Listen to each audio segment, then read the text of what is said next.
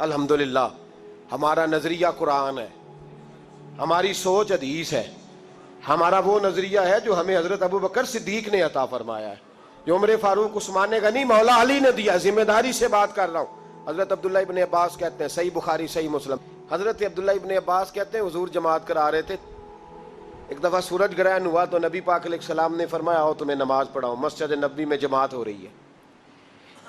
ایک حدیث میں لفظ ہے کہ قیام، حضور کھڑے تھے قیام کی حالت میں، اور ایک لفظ یہ ہے کہ حضور رکوع گئے اور دوبارہ اٹھے، اور کھڑے کھڑے حضور نے پتہ کیا کیا، اپنا سیدھا پیر تھوڑا آگے کیا، قدم مبارک، اور پھر حضور نے بازو اپنا فضا میں بلند کیا۔ صحابہ کہتے ہیں ہم نماز میں کھڑے ہیں پیچھے، ہم دیکھ رہے تھے، تھوڑی دیر تک حضور کا ہاتھ لہراتا رہا، حضور نے کچھ سوچا، پھر دست مبارک کو واپس لے آئے، نماز پڑھائی۔ کچھ لوگ تو چلے گئے، جو حقیقت جاننے والے تھے وہ ذرا قریب قریب بیٹھنے لگے، کوئی یہاں بیٹھتا ہے، کوئی وہیں بیٹھتا ہے، کوئی قریب آتا ہے، کوئی جاتا ہے۔ حضور بڑا جانتے تھے غلاموں کے حالوں کو، فرمانے لگے چلو پوچھو جو پوچھنا چاہتے ہو، دائیں بائیں نہ بیٹھو، جو بات ہے کرو۔ عرض کی حضور آج سمجھ نہیں آئی، نماز میں آپ نے پہلے پیر آگے کیا، پھر ہاتھ اٹھایا، پھر واپس لے آئے، سمجھ نہیں آئی۔ میرے رسول کریم صلی اللہ تعالی وسلم نے فرمایا چلو چھوڑو، کیا کرو گے پوچھ کے۔ کہتے ہیں باقی تو چپ کر گئے۔ حضرت انس بن مالک چھوٹے بچے تھے، اٹھ کے قریب آئے، غلام تھے، حضور پیار کرتے تھے، کہنے لگے نہیں یا رسول اللہ سب کا دل کر رہا ہے، آج ذرا بتا دیں۔ تو میرے محبوب پاک نے بتایا تیرے لیے 2-4 قدم عرش بری ہے۔ سید عالم علیہ السلام فرمانے لگے جب میں قیام میں تھا تو میری نظر اٹھی، ذرا میں نے اوپر دیکھا تو میری نظر جنت میں چلی گئی۔ کہاں کھڑے ہیں حضور؟ بول کے بتائیں، بول کے۔ کہاں کھڑے تھے؟ مسجد نبوی میں۔ فرمایا نظر اٹھائی تو میری نظر جنت میں۔ حضور فرماتے ہیں میری نظر پڑی تو جنت میں انگوروں کا ایک خوشہ لٹک رہا تھا۔ لوگ تو کہتے ہیں نا گئے کیسے، میں کہتا ہوں روز جاتے تھے، روزانہ انگوروں کا گوشہ لٹک رہا تھا۔ حضور فرماتے ہیں مجھے بڑا اچھا لگا، میں نے اسے ہاتھ ڈال دیا۔ فرماتے ہیں جب میں نے دبوچ لیا نا، پکڑ لیا، یعنی حضور فرماتے ہیں میری صرف جنت میں نظر نہیں جاتی، میرا ہاتھ بھی جاتا ہے، اور مجھے کوئی روکتا نہیں، مجھے مالک جنت سے پوچھنے کی ضرورت نہیں، اس لیے کہ جس رب نے جنت بنائی ہے اس نے بنا کے اپنے نبی کو اختیار عطا فرمایا ہے۔ حضور فرمانے لگے میں نے پکڑ لیا تھا اور میرا دل کیا کہ میں اتار کے لاؤں، میرے غلام کھائیں۔ اور صحابہ کہتے ہیں حضور بتا رہے تھے تو چہرہ مبارک چمک رہا تھا۔ فرمانے لگے اگر میں اتار کے لے آتا تو تم قیامت تک کھاتے رہتے، تم سے ختم ہی نہیں ہونا تھا۔ تو صحابہ کہتے ہیں ہماری دلچسپی اور بڑھ گئی، حضور پھر توڑا کیوں نہیں؟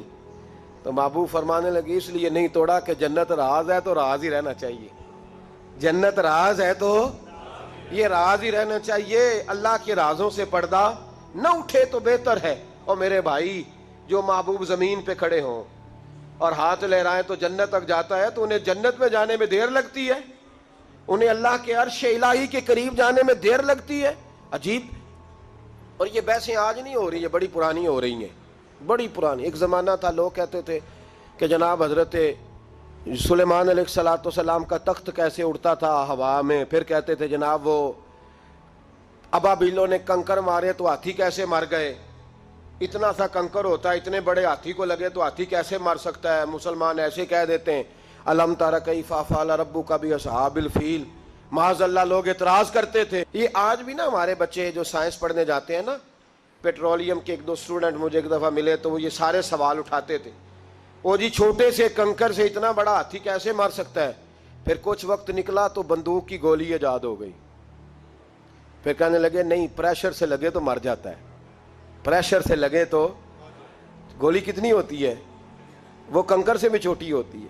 کہنے لگے نہیں پریشر سے لگے تو، پھر اس وقت کی عقلیں چوپ ہیں، اب دوبارہ ابابیلوں پہ اعتراض نہیں آیا۔ پھر کہتے تھے حضرت سلیمان کا تخت 4 بندے بٹھا کے کیسے اڑتا تھا، اب جب سے جہاز ایجاد ہوا ہے نا، وہ 550 بندہ بٹھا کے اڑنا شروع کر دیتا ہے، اور ان کا سامان بھی 30-30 کلو۔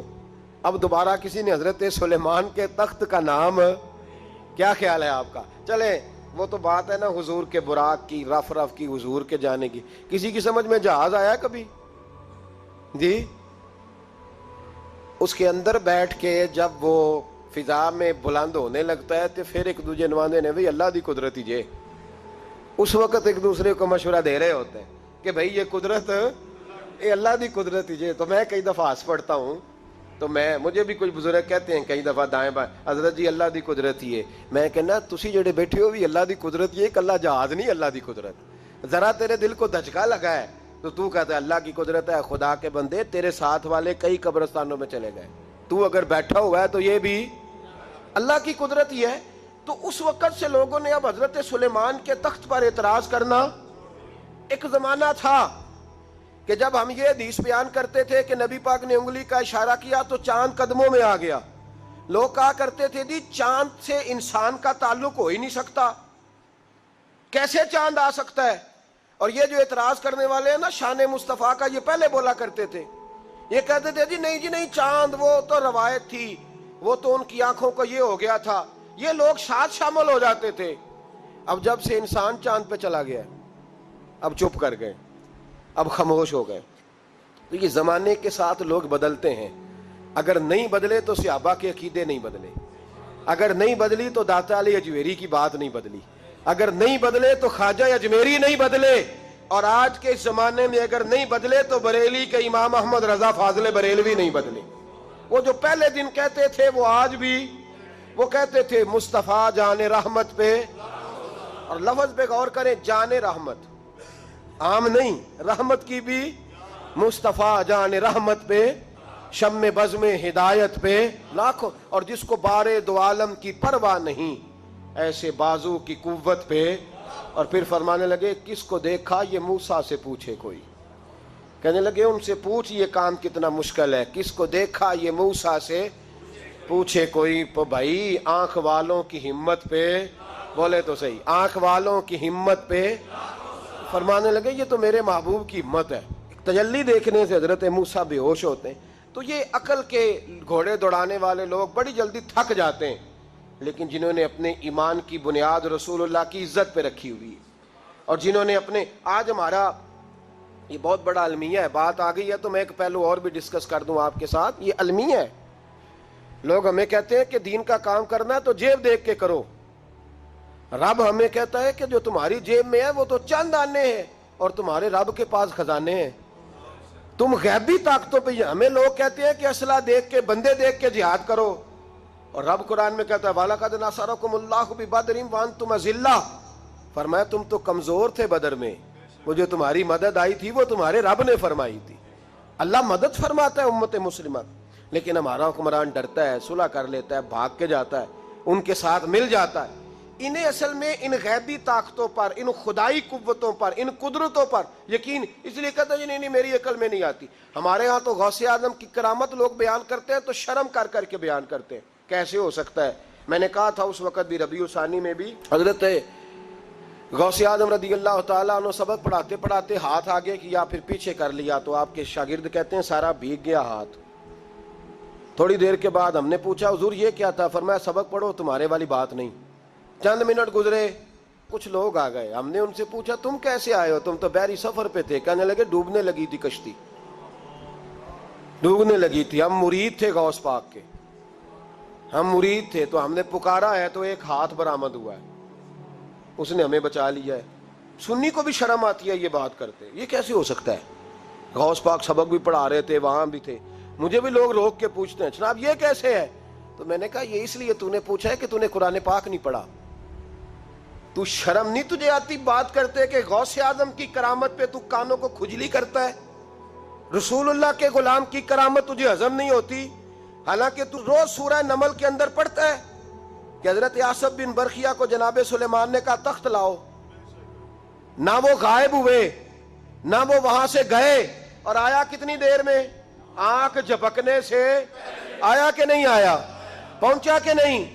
ماننے والا مسلمان کے غیر مسلم؟ نہ ماننے والا کافر۔ تو حضرت سلیمان کے غلام کی شان تو مانتا ہے، اور رسول اللہ کے غلام کی عظمت کی باری آتی ہے تو دکانوں پہ کھجلی کرتا ہے۔ او خدا کے بندے، یہ تو حضرت سلیمان کے امتی ہیں، اور میرے مصطفیٰ نے فرمایا علماء امتی کا انبیاء بنی اسرائیل، میری امت کا عالم اس طرح ہوگا جس طرح بنی اسرائیل کا نبی ہوا کرتا تھا۔ تو ہم لوگوں کا نظریہ کدھر گیا؟ شرم سے بیان کرتے ہو؟ ہم نہیں شرم سے بیان کرتے، ہم کھل کے کہتے ہیں خدا کے فضل سے ہم پر ہے سایہ غوث اعظم کا، کھل کے اعلانیہ، خدا کے فضل سے ہم پر ہے سایہ غوث اعظم کا، ہمیں دونوں جہاں میں ہے